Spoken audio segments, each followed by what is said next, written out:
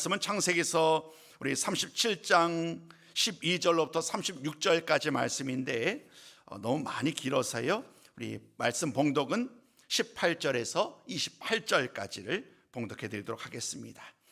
창세기 37장 18절입니다. 요셉이 그들에게 가까이 오기 전에 그들이 요셉을 멀리서 보고 죽이기를 꾀하여 서로 이르되 꿈꾸는 자가 오는도다. 자, 그를 죽여 한 구덩이에 던지고 우리가 말하기를 악한 짐승이 그를 잡아먹었다 하자. 그의 꿈이 어떻게 되는지를 우리가 볼 것이니라 하는지라. 루벤이 듣고 요셉을 그들의 손에서 구원하려 하여 이르되 우리가 그의 생명은 해치지 말자. 루벤이 또 그들에게 이르되 피를 흘리지 말라. 그를 광야 그 구덩이에 던지고 손을 그에게 대지 말라 하니 이는 그가 요셉을 그들의 손에서 구출하여 그의 아버지에게로 돌려보내려 함이었더라. 요셉이 형들에게 이르매 그의 형들이 요셉의 옷 곧 그가 입은 채색 옷을 벗기고 그를 잡아 구덩이에 던지니 그 구덩이는 빈 것이라. 그 속에 물이 없었더라. 그들이 앉아 음식을 먹다가 눈을 들어본즉 한 무리의 이스마엘 사람들이 길앗에서 오는데 그 낙타들의 향품과 유향과 모략을 싣고 애굽으로 내려가는지라. 유다가 자기 형제에게 이르되 우리가 우리 동생을 죽이고 그의 피를 덮어둔들 무엇이 유익할까? 자, 그를 이스마엘 사람들에게 팔고 그에게 우리 손을 대지 말자. 그는 우리의 동생이요 우리의 혈육이니라 하매 그의 형제들이 청종하였더라. 그때에 미디안 사람 상인들이 지나가고 있는지라. 형들이 요셉을 구덩이에서 끌어올리고 은 20에 그를 이스마엘 사람들에게 팔매 그 상인들이 요셉을 데리고 애굽으로 갔더라. 아멘. 함께 기도하겠습니다. 하나님 아버지, 수요기들을 통해서 만나는 요셉, 그의 삶의 여정을 통하여 그가 얼마나 수많은 위기와 어려움을 극복하고 마침내 그 야곱의 가족들을 구원했을 뿐만 아니라 장차 이스라엘의 큰 민족을 구원해내는 그 터전을 담그는 이야기를 살펴보고자 합니다. 아버지 하나님께서 계획하시던 많은 일들을 돌아보기에 앞서서 지난 시간 그리고 오늘에 이르기까지 요셉이라는 한 사람이 겪었던 그 인생의 위기를 함께 나누면서 그에게 일어났던 이러한 일들이 어떤 의미가 있는지, 또 오늘 우리가 살아가는 우리의 삶의 여정 가운데 이 요셉의 이야기는 우리에게 어떠한 교훈을 주고 있는지 다시 한번 말씀을 통하여 돌아보게 하여 주옵시고 그 말씀의 참된 의미를 깨닫는 시간이 되게 하여 주시옵소서. 하나님 아버지, 성경에 기록된 모든 말씀은 한 사람, 한 민족의 이야기지만 그러나 그 사건들은, 그 모든 말씀들은 한 사람과 이스라엘은 한 민족을 넘어서 하나님의 구원 역사 가운데 하나님께서 예배놓으신 또 다른 계획 속의 한 사건이었음을 우리는 잊지 않게 하여 주옵시고, 오늘도 이 말씀을 나눌 때에 하나님께서 이 일들을 통하여 어떤 일들을 계획하시고 이루어가시는지를 발견하는 시간 되게 하여 주시옵소서. 아버지, 오늘도 이 시간 이 귀한 말씀을 전하는 자나 들을 때에 우리 모두 그 말씀 가운데 온전히 사로잡혀서 주시는 말씀 붙들게 하여 주옵시고 그 말씀 따라, 그 명령 따라 살게 하여 주시옵소서. 우리 주 예수님 이름으로 기도드리옵나이다. 아멘. 할렐루야. 오늘 우리가 이제 두 번째 말씀을 나누게 됩니다. 요셉. 우리가 요셉이라는 인물은 참 긍정적인, 예를 들면 뭐 다윗, 요셉, 또 어떤 사람을 예를 들 수 있을까요? 뭐 다니엘, 이런 사람들, 비록 과정은 어려움이 있었지만 그들의 결과를 우리는 알잖아요. 그렇기 때문에 우리는 이런 사람들을 늘 꿈꾸어 봅니다. 나로 하여금 다니엘 같은 사람, 나로 하여금 이 요셉 같은 사람, 큰 은혜와 복을 누리는 사람이 되게 해달라라는 그러한 기도를 우리는 종종 하게 되지요. 그러나 그들이 겪었던 삶의 여정들을 하나하나씩 깊게 들어가다 보면 그 삶의 여정들은 결코 순탄하지 않아요.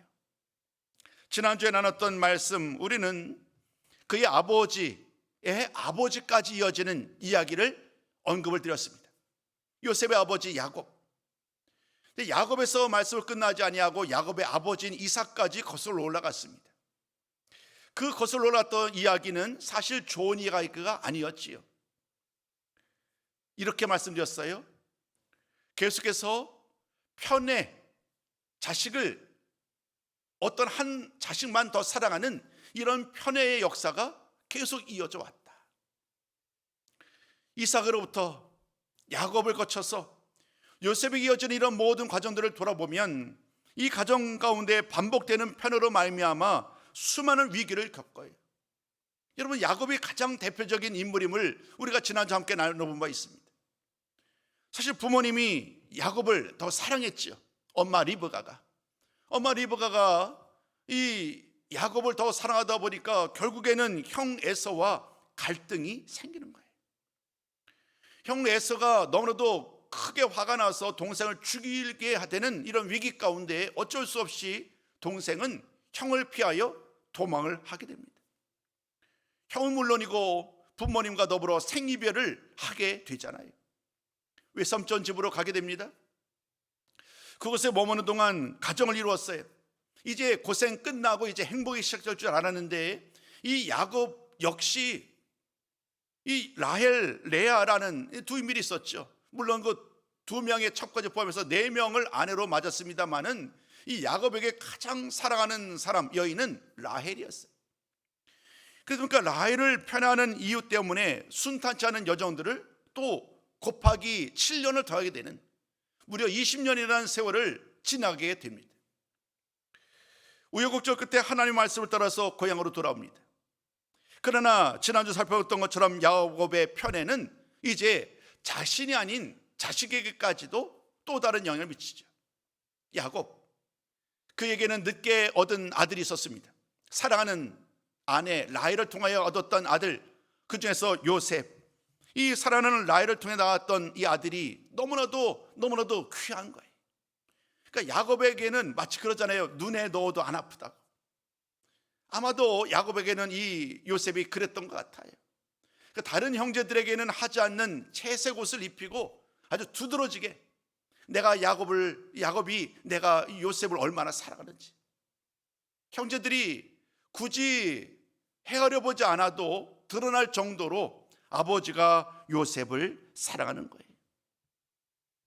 그러니 형제들이 시기와 미움이 당연스럽게 생길 수밖에 없었겠지요. 그러던 차에 마치 불에 기름을 붓는 것처럼 한 가지 사건이 일어나죠. 2가지의 꿈 이야기입니다. 17살이었지만 요셉은 아직 성숙하지 않았어요. 그렇기 때문에 자신이 꾼 꿈을 이야기를 합니다. 형들에게 또 부모에게 얘기하는 이런 과정 속에서 이 형들은 가뜩이나 부모님이 요셉을 더 편애하고 사랑하는데 이 요셉이 기고만장해서 모든 형제들이 이 형들이 오히려 요셉을 높이게 되는 그러한 꿈에 대한 이야기를 하게 되잖아요. 그 일 때문에 이제 형제들은 요셉을 더욱 미워하게 됩니다. 지난주 살폈던 말씀이 바로 여기까지였습니다. 오늘은 그 이후의 이야기입니다. 여러분, 요셉의 이야기 우리는 이미 잘 알고 있기 때문에 그 위에 모든 과정들이 어떻게 펼쳐진 것을 알고 있지만 잠시 우리의 지식을 잠시 멈추고 말씀의 인담을 따라서 같이 한번 좀 따라가 보셨으면 좋겠습니다. 오늘 과연 우리는 이 말씀을 통해 어떤 일들이 요셉을 기다리고 있고 또 일 과정 속에서 우리가 기억해야 될 것이 무엇인가를 함께 좀 나누고 싶습니다. 시간이 좀 지나갔습니다. 형들이 세겜에 양떼를 치기 위해서 세겜까지 이르게 되었어요. 아버지가 요셉을 형들에게 보냅니다. 형들이 잘 있는지, 먼 곳에 지금 헤브론에 있거든요. 헤브론에서 세겜까지 먼 곳을 갔으니까 형들이 과연 잘 있는지, 또 형들이 양떼들은 잘 치고 있는지 궁금했던 아버지는 요셉을, 그 형들을 보기 위해서 보내게 됩니다. 헤브론을 떠난 요셉은 원래 그들이 있었다고 여겼던 세겜으로 가게 됩니다. 근데 세겜으로 갔더니 이미 형들이 양떼들을 또 다른 곳에서 치기 위해서 다른 곳으로 옮겼어요. 또다시 발걸음 옮깁니다. 도단이라는 곳에까지 이르게 돼서 마침내 이제 형을 만나기 전까지의 상황입니다. 오늘 말씀을 보면 그런 과정을 다 지나고 이제 멀리서 형들이 요셉이 자신을 찾아오는 것을 보게 됩니다. 여러분, 이런 상황이라고 하면 가족이잖아요. 어떤 것이 그려지나요? 어떤 그림이 그려지나요? 아마도 일반적인 가정이라면 당연히 이렇겠죠. 내 동생이 먼 길을 걸어서, 먼 길을 통해서 우리들까지 왔다고, 그러니까 동생이 힘들었다고 하면서 동생을 맞이하는 것이 일반적인 모습이겠죠. 사랑하는 내 동생, 힘들게 왔는데 우리들을 보러 왔구나 하면서 동생을 기쁨으로 즐겁게 맞이하는 것이 자연스러운 모습이에요. 근데 여러분, 말씀을 보면은요, 참으로 충격적이죠. 여러분, 우리가 오늘 18절 이하 말씀을 제가 읽었는데, 여러분 19절과 20절 말씀을 보시면 이 형제들이 얼마나 심각하게 요셉을 미워했는지를 알 수 있습니다. 우리 앞서 읽었습니다만 19절과 20절 말씀은 우리 한 번만 좀 더 화면을 통해서 읽었으면 좋겠습니다. 자, 우리 같이 한번 읽어봐요. 시작. 서로 이르되 꿈꾸는 자가 오는도다. 자, 그를 죽여 한 구덩이에 던지고 우리가 말하기를 악한 짐승이 그를 잡아먹었다 하자. 그의 꿈이 어떻게 되는지를 우리가 볼 것이니라 하는지라. 지금 형제들은요, 요셉에 대해서 아주 미움이 가득한 거예요. 특별히 이 꿈 이야기가 형제들로 하여금 아주 요셉을 아주 극단적으로 몰아버린 거예요. 볕단이 절을 하는 꿈이었잖아요. 해와 달과 별들이 절하는 꿈이었잖아요. 이런 일들을 통하여서 도대체 그 꿈이 어떻게 되는지, 그 헛된 꿈을 가지고 형들 입장에서 바라보자면, 이 형들 입장에서 바라보자면 이 꿈을 가지고 동생이 형들을 향하여서 얘기하는 이런 모든 것들을 받아들일 수가 없는 거예요. 그러나 여러분, 돌이켜보면 제가 굳이 지난주, 이번 주 계속 편애에 대한 이야기를 강조하는 것은 뭐냐면, 언제나 문제는요 잘 드러나지 않아요. 문제의 원인은요 숨겨져 있어요. 표면적으로는 어떤 일들이 일상적으로 일어나지요. 그런데 실제 그 일이 일어났던 이유는 아주 은밀하게 숨겨져 있어요. 다투는 문제도 마찬가지예요. 어떤 일 때문에 다투지만 그 다툼을 가져왔던 일이 표면적인 이야기가 아닌 그 이전부터 계속 이어져 왔던 일들이 있는 거예요.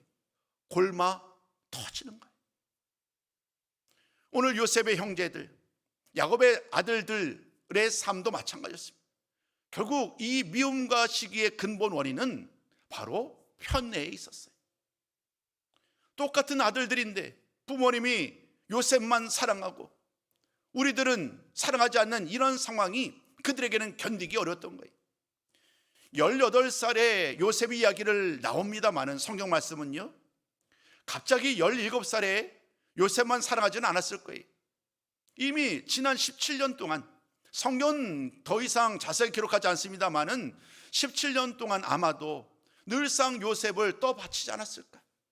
내 가장 사랑하는 아들이라고.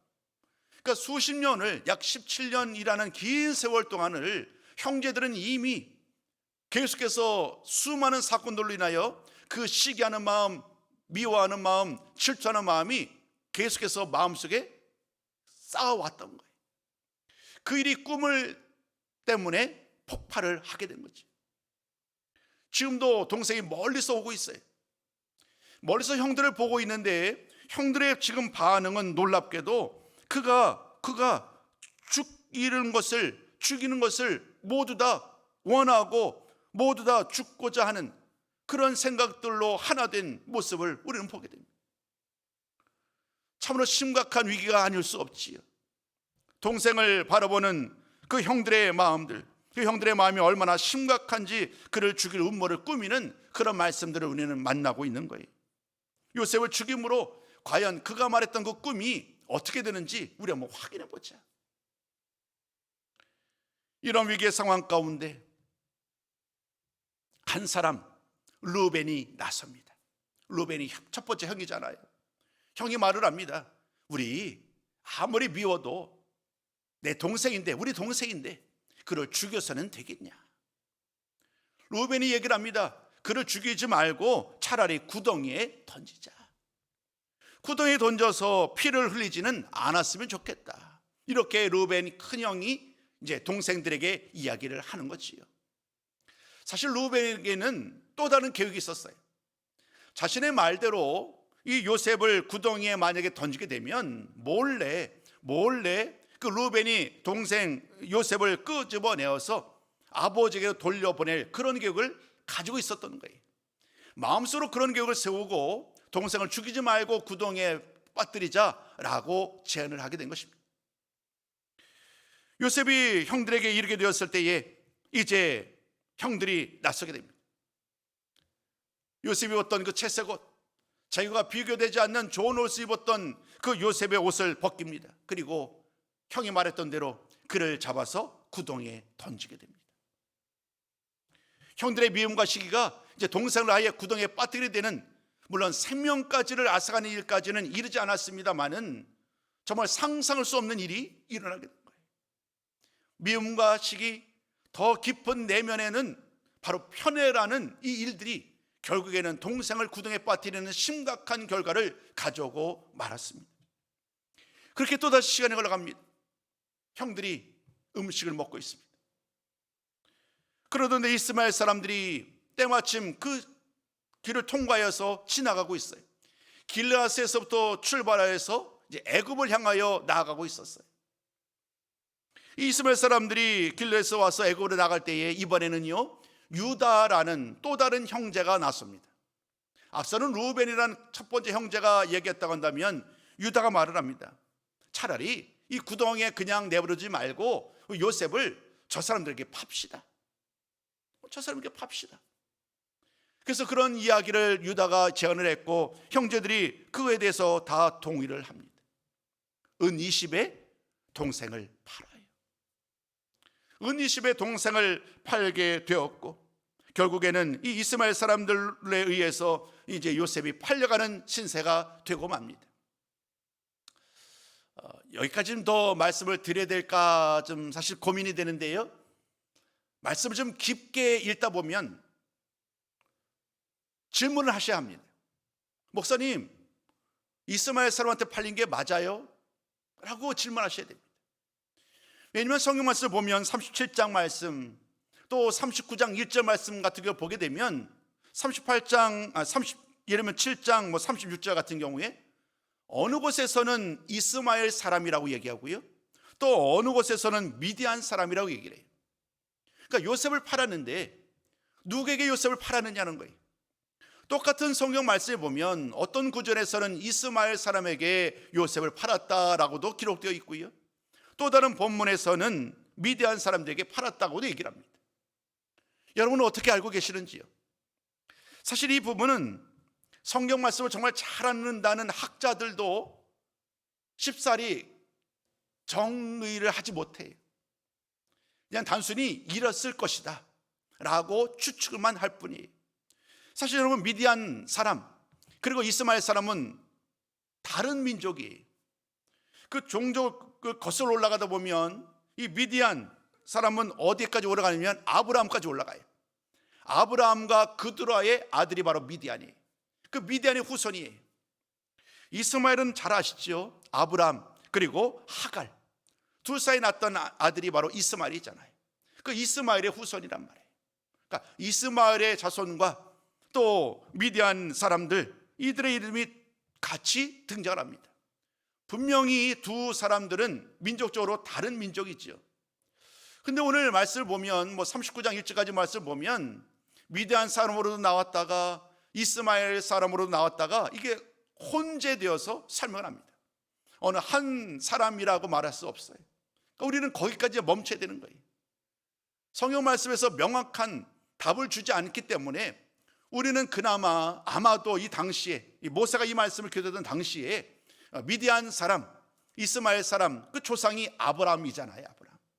그러니까 아마도 이들을 굳이 자세하게 구분하지 아니하고 그냥 같은 민족으로 아마 여기지 않았겠는가라는 추측만 가능할 뿐이에요.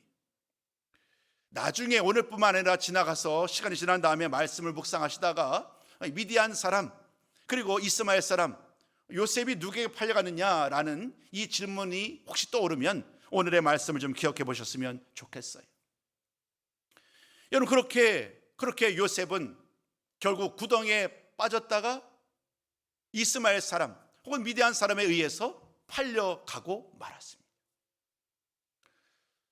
루벤이 돌아옵니다. 아마도 잠시 다른 곳에 나아가지 않았나 싶어요. 양떼를 돌볼 수도 있겠지요. 아니면 불침번을 쓸 수도 있겠고요. 루벤이 돌아왔습니다. 그는 동생을 죽이지 말라고 하면서 구덩이에 빠뜨리기를 원했고 그것을 확인해 왔는데 이제 와서 구덩이를 확인해 보니까요, 구덩이 없는 거예요. 모든 자초정을 듣고 이제 동생을 지키지 못했다는 그런 생각 때문에 그는 막 옷을 찢습니다. 막 탄식하는 거예요. 내가 동생을 살리고 싶었는데 그 동생을 살리지 못하고 결국 팔려가는 이 일 가운데 아무것도 하지 못했다는 이 생각에 아마도 루벤은 눈물로 또 탄식하며 괴로워하지 않았나 싶습니다. 여러분, 그에 비하여서 형제들의 반응은요 참으로 차갑습니다. 형제들은요 그냥 그것으로 끝내지 않아요. 이제 모든 형제들은 다 알잖아요. 동생이 요셉이 이제 팔려간 거를. 오직 한 사람, 아버지만 남아있어요. 아버지는 지금까지 요셉이 형들을 보러 간 것으로만 알고 있습니다. 이제 형들은 한 단계 더 나갑니다. 아버지까지 속여야 되겠다. 아버지까지 소개되었다는 생각 가운데 그가 입고 있던, 요셉이 입고 있던 옷, 그 채석 옷이죠. 그 채석 옷을 가져다가 염소의 피를 묻힙니다. 염소의 피를 묻혀서 마치 짐승이 이 요셉을 공격하여서 그만 죽게 된 것처럼 상황을 꾸미는 거예요. 그렇게 하고 그 옷을 이제 발견했다고 하면서 아버지에게 그 옷을 보입니다. 직접 말을 하지 않지만 아버지는 이 모든 과정을 통해서 당연스럽게 내 아들의 옷을 모르겠어요? 당연히 알지요. 아들의 옷이 찢어졌고 또 거기다가 피가 묻어 있습니다. 결국 형들의 말을 곧대로 믿을 수밖에 없지요. 결국 내가 아들을 죽였다, 내가 형들에게 이 요셉을 보냈기 때문에 요셉은 오히려 그렇게 생각하는 거예요. 나 때문에 내 아들이 죽었구나. 말씀을 보니까 이 요셉의 죽음을 너무나도 그냥 자기 옷을 막 찢으면서 굵은 배로 허리를 묶고 요셉을 위해서 애통하는 그 아버지 야곱의 모습이 말씀 가운데 그려집니다. 오늘 제가 28절까지만 말씀을 읽었습니다마는 그 이후의 이야기예요. 아버지가 얼마나 애통하고 슬퍼하는지 그 모든 모습 속에서 오늘 우리는 35절까지의 이야기를 함께 나누었습니다. 여러분, 이것이 오늘 요셉이 이 위기의 상황 가운데 형들이 시기하고 미워하여서 그가 버림을 받고 구덩이에 빠졌다가 팔려가는 신세까지 이루어지는, 그리고 그 과정에서 아버지까지 속이는 정말 받아들일 수 없는 이 심각한 위기의 가정을 만나는 거예요. 이 모든 과정, 이 모든 상황은 언제 어디서부터 잘못되었을까? 계속해서 반복해 말씀드립니다마는 이런 모든 일들은 사랑으로 하나 되지 못했던 가정의 이야기, 편애가 역사적으로 계속 이어지는, 반복적으로 이어지는 이런 과정 속에 일어났던 슬픈 이야기로 우리는 이 말씀을 만날 수 있습니다. 근데 여러분, 오늘 이 말씀은 또 다른 시선에서 바라볼 수 있어요. 오늘 우리들의 이 삶도 마찬가지죠. 여러분, 우리의 삶도 이렇게 일직선으로 가지 않잖아요. 우리 모두는 어떤 한 가지 역할만 하지 않아요. 다양한 역할들을 감당하면서 산단 말이에요. 예를 들면 저를 예를 들게요. 저 같은 경우는 교회에서는 목사이지요. 그런데 가정에서도 목사이지는 않아요. 가정에서는 아버지예요. 또 아들이기도 해요. 또 회사, 예를 들면 또 직장, 아니면 또는 다양한 삶의 여정을 보시면 우리 여러분들도 다 다양한 공간에서 다양한 일들을 감당하고 계실 거예요. 그 모든 일들은 각각 자신들에게 주어진 다양한 일들을 감당을 하게 돼요. 성경 말씀을 통해서 만나야 되는 일들도 마찬가지입니다. 단선으로 이어지지 않아요.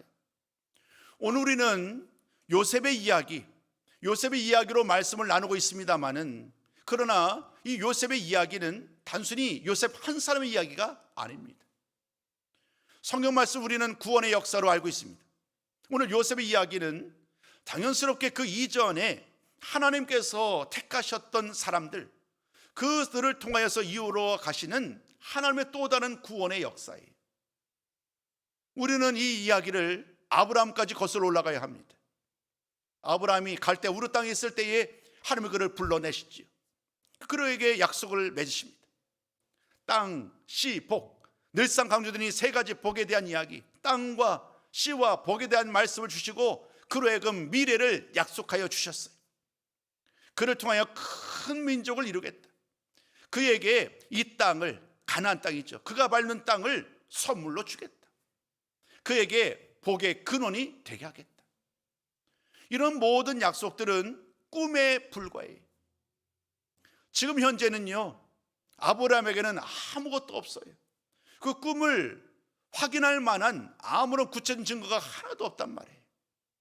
그러나 하나님은 아브라함에 나타나셔서 그 꿈을, 약속을, 비전을 심어주십니다.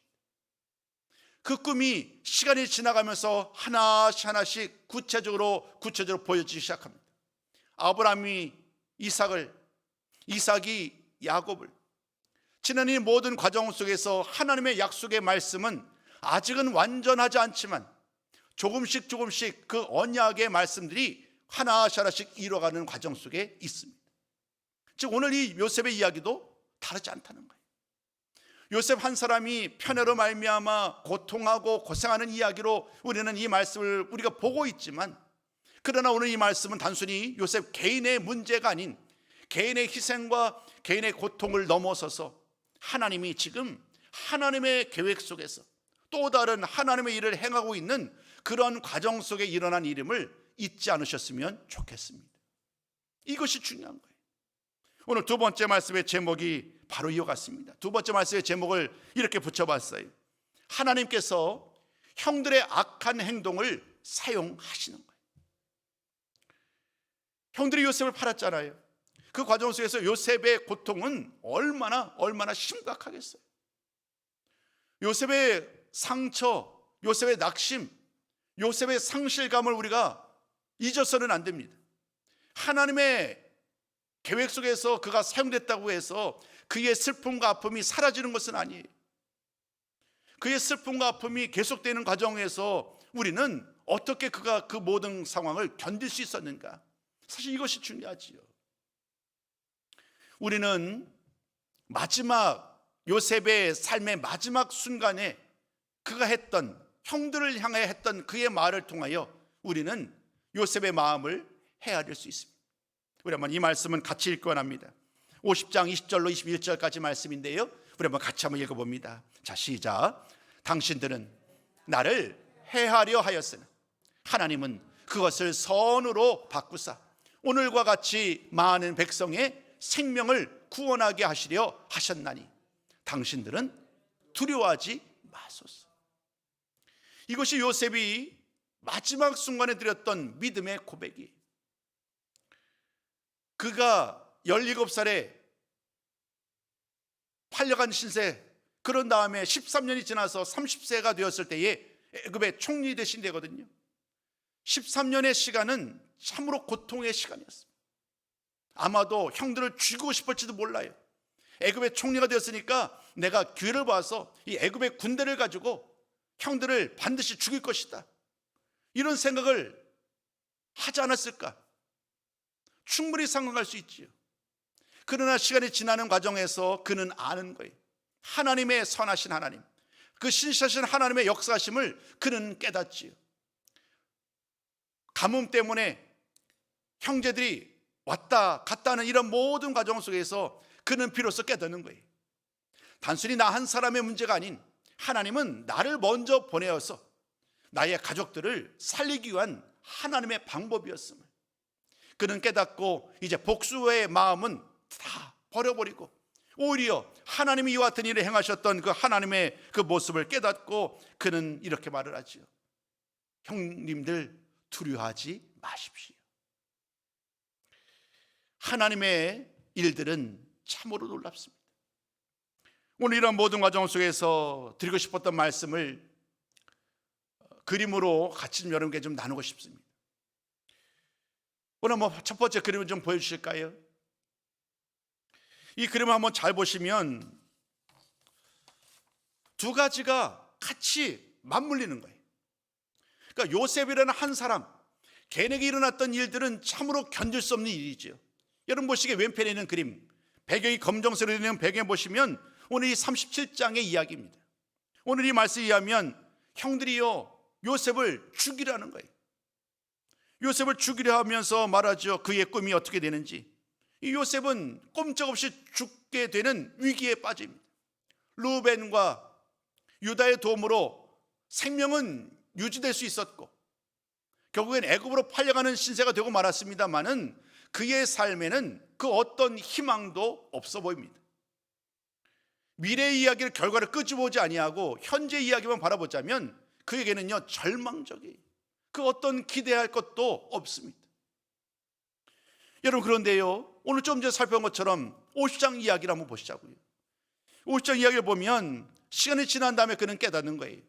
그 위기가 참으로 나에게는 견딜 수 없는 위기였는데 그 13년의 시간을 지나간 이후에 그는 이렇게 고백하는 거예요. 우리 한번 그 말씀 보시자고요. 당신들은 나를 헤아려 하였으나 하나님은 그것을 선으로 바꾸사 많은 백성의 생명을 구원하게 하셨다. 앞서 말씀 나눴던 50장 20절과 21절 말씀이죠. 여러분 요셉 한 사람의 이야기, 그에게 일어났던 슬픈 이야기, 상처받고 소외되고 팔림바 되는 이 심각한 위기 상황 가운데 그는 또 다른 하나님의 은혜를 발견할 수 있었습니다. 다음 두 번째 그림을 통해서도 우리는 또 다른 절망 가운데 희망을 발견하게 됩니다. 구덩이 속에서 또 애굽에 팔려가는 그 상황 가운데 이제 또 다른 절망 가운데 또 다른 소망을 발견하게 되죠. 여러분 우리 한번 절망 속에 섭리라고 했었던 그 네모칸 안의 내용들을 우리 한번 같이 읽어보셨으면 좋겠어요.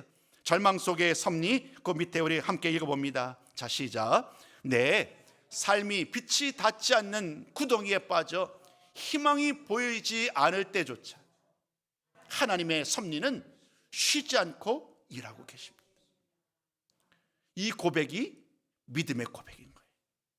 이 고백이 성숙한 신앙인의 고백인 거예요. 그러나 우리는 쉽지 않죠. 결과를 아니까 이렇게 이야기할 수 있겠습니다만은 만약에 오늘 내가 정말로 10년이라는 이 긴 세월 동안 형들로부터 배신당하고 쫓겨나고 팔림바되고 이러한 상황을 만약에 살게 된다고 한다면 어떤 사람들이 선뜻 하나님이 주시는 고난으로 여기고 이 시간들을 견뎌낼 수 있을까요? 아마도 쉽지 않을 거예요. 그러니까 그 누구도 자랑할 수 없는 거죠. 그 절망의 상황을 우리가 만났다고 한다면 그거 다 한번 보시자고요. 성숙한 신앙의 이야기를 우리는 그 바로 옆의 이야기를 통해서 다시 한번 만나게 됩니다. 똑같은 방법으로 한번 같이 한번 네모칸 안에 있는 이야기를 읽어보도록 합니다. 시작. 이해할 수 없는 역경과 고통 속에서도 위대한 의미를 만드실 것을 기대하십시오.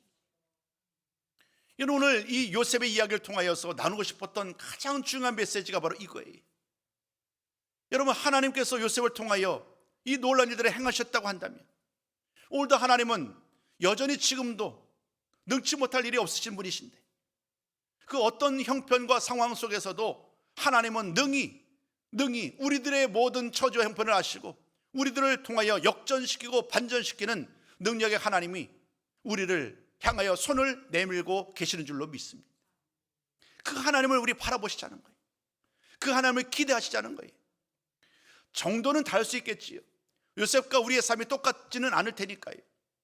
어쩌면 요셉보다 더 심할 수도 있겠고 어쩌면 요셉보다는 덜할 수도 있겠지만 그러나 중요한 것은 어떤 처지와 형편 속에서도 어떤 역경과 고통 속에서도 늘 하나님을 향한 그 신실한 믿음, 그 성숙한 믿음으로 우리가 살아간다고 한다면 그 어떤 문제도 어떤 장애물도 우리를 무너뜨릴 수 없고 우리는 다음날 그 모든 장애물을 다 극복하고 믿음으로 승리하는 삶을 살게 될 줄로 믿습니다. 이런 삶을 사셨으면 좋겠어요. 하나님을 신뢰하는 일, 오늘 나누고 싶었던 가장 중요한 말씀이 바로 이것입니다. 하나님을 신뢰하는 이 믿음이 우리를 살리는 거고요, 우리를 새롭게 하는 것이고요, 언제나 하나님께서 행하실 놀라운 일들을 우리가 증언할 수 있는 그러한 믿음의 사람으로 하나님은 반드시 우리를 세워주실 줄로 믿습니다. 신실한 믿음, 성숙한 신앙의 삶. 지난 3년 전 2020년부터였잖아요. 코로나, 그 시국을 3년을 지나왔잖아요. 그리고 또 최근에는 경제적으로 또 전쟁이 막 수많은 것들이 일어나서 또 다른 어려움이 계속되고 있습니다. 지나놓고 보면 그래도 그나마 극복을 하지만 그 항상 현장의 시간들은 참으로 어렵지요. 믿음의 시간들도 마찬가지예요. 우리의 믿음의 여정들이 항상 이렇게 평탄하지만은 않아요. 오르락내리막이 있는 거예요. 오늘 여러분은 지금 어디에 처해 있는지 저는 잘 모르요. 가장 정점에 계신지, 아니면 가장 낮은, 가장 어두운 힘겨운 시기에 있는지, 아니면 그 중간 어디에 있는지, 상황이 어떠하든 우리가 붙잡을 것은 이거예요. 능력의 하나님, 은혜의 하나님, 신실하신 하나님. 그 하나님을 붙들면 우리는 무너지지 아니하고 우리는 반드시 은혜의 하나님으로 말미암아 늘 항상 기쁨과 승리의 노래를 부를 수 있다는 거예요. 오늘 이 말씀 늘 마음에 새기시고 날마다 이 말씀 따라, 이 명령 따라 늘 신실한 믿음의 사람으로 살아가는 저와 여러분 되시기를 주님의 이름으로 축복합니다.